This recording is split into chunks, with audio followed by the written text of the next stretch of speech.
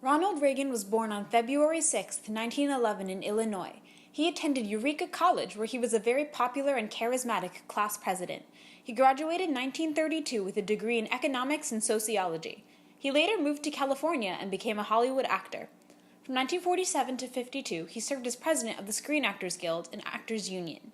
In 1964, Reagan gave a speech in support of Republican presidential candidate Barry Goldwater on national TV. This speech became hugely popular, pulling Reagan into the spotlight. Using this newfound fame, Reagan became governor of California from 1967 to 75. He was elected president in 1980, with the country loving his charisma and charm, and was given the nickname the Great Communicator. He was re-elected in 1984 with his It's Morning Again in America ad campaign promoting optimism. And with inflation at less than half of what it was just 4 years ago, they can look forward with confidence to the future. It's morning again in America.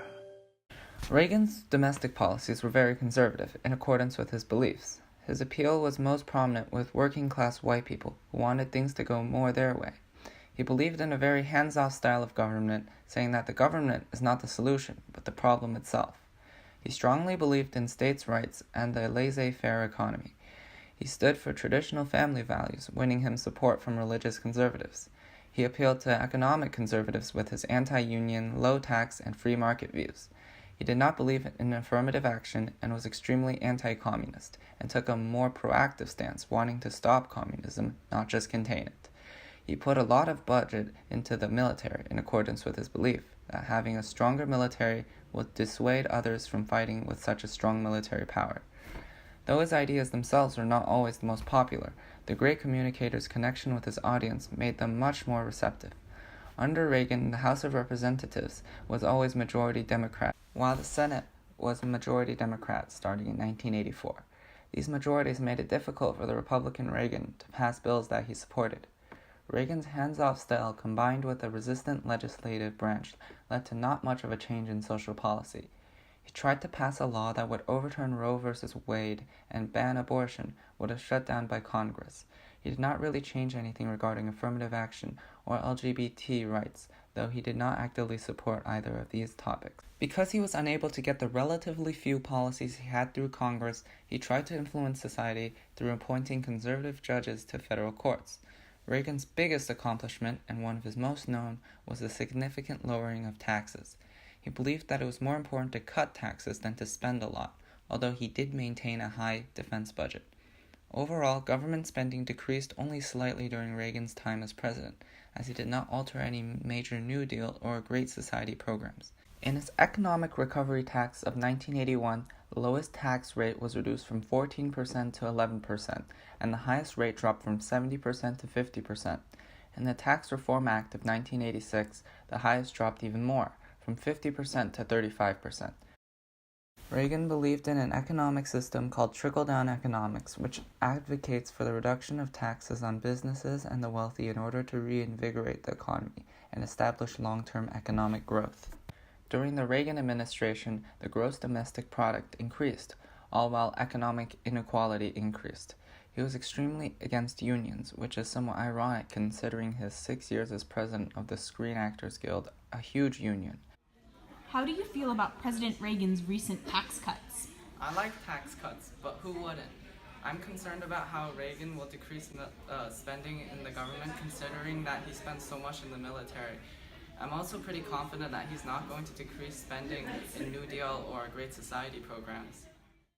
In 1981, the Professional Air Traffic Controllers Organization, a union of government workers, went on strike to demand better working conditions. Reagan invoked the law never before invoked, saying that government workers who strike forfeit their jobs, leading to the firing of more than 11,000 workers. In 1986, he signed the Immigration Reform and Control Act, which made it illegal to knowingly hire illegal immigrants and required employees to prove their citizenship to get a job. This also increased security at the Mexican-American border. Under Reagan, the war on drugs became a main focus.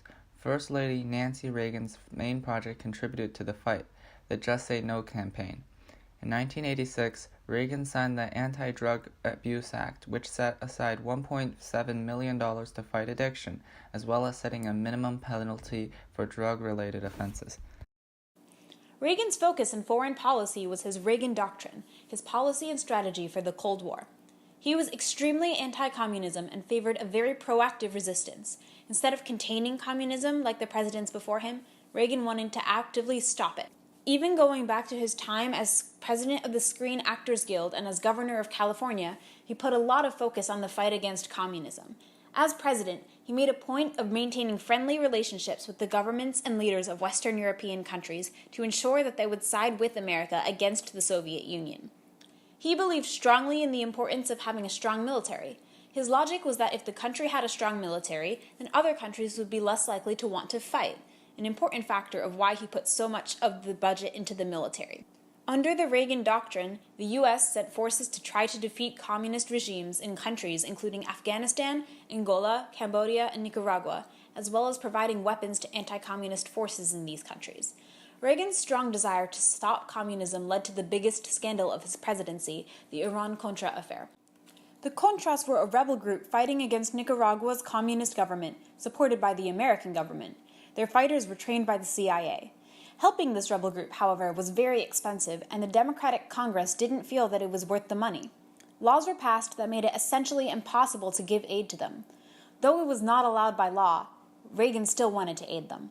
In 1985, Iran requested to buy weapons from America, though there was a trade embargo forbidding America from selling weapons to Iran. Reagan was advised to sell them the weapons, arguing that it could help U.S. relations with Iran and possibly even other countries in the Middle East. Another piece of the scenario that helped convince Reagan to accept the deal was that Iranian terrorists were holding 7 American hostages in Lebanon, and Reagan thought making the deal might lead to their release. America eventually sold 1,500 missiles to Iran and got 3 of the hostages back, although 3 more hostages were captured soon after. A good portion of the money went to Contras for them to fight Nicaragua's communist regime. Eventually, the Lebanese newspaper Al Shira ran an expose on the affair, telling the public that Reagan had gone against the law. He denied all of the allegations on TV, but eventually retracted his denial a week later. He argued that the deal was not a trade of weapons for hostages and defended himself on the basis of having good intentions. However, the country doubted his honesty, with only 14% of citizens believing him at the time. The press later determined that Reagan's hands-off style of government had made it possible for the money to be transferred to Contras without him knowing, showing that he was not directly at fault. While his popularity took a hit as the details of the scandal came to light, it ultimately rebounded, with Reagan leaving office in 1989 with the highest approval rating since Franklin D. Roosevelt. How has the recent Iran-Contra affair affected your views on President Reagan? I used to love President Reagan. I thought his economic policies were great, but if he's willing to break the law and lie about it just to support those guys in Nicaragua, then I don't know if he should be president. Reagan is remembered best for his Reagan Doctrine, his extreme anti-communist foreign policy. He is also remembered for his economic system, which was very hands-off and involved huge tax cuts, most notably through the Economic Recovery Tax of 1981. Other notable parts of his presidency included the Iran-Contra affair, an increase in military spending, and a decrease in domestic program spending. During his presidency, he signed the Intermediate-Range Nuclear Forces Treaty in 1987, which led the U.S. and Soviet Union to get rid of their mid-range missiles. He nominated the first female Supreme Court Justice, Sandra Day O'Connor, in 1981. He was shot in the chest in 1981, but quickly recovered.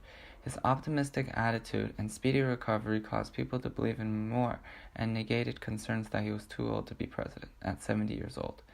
In the present day, Reagan is beloved by conservatives across the country. They credit his tax cuts with saving the economy and stopping the recession that he had inherited, and they appreciate his personality, as he was the kind of person who just seemed like a good and confident leader. In addition, he is currently the most recent Republican president that was widely considered successful, as Bush Sr., Bush Jr., and Trump are all very controversial and divisive. On the other hand, liberals generally believe that Reagan's economic policies didn't help the economy and that the recession would have ended naturally with or without them.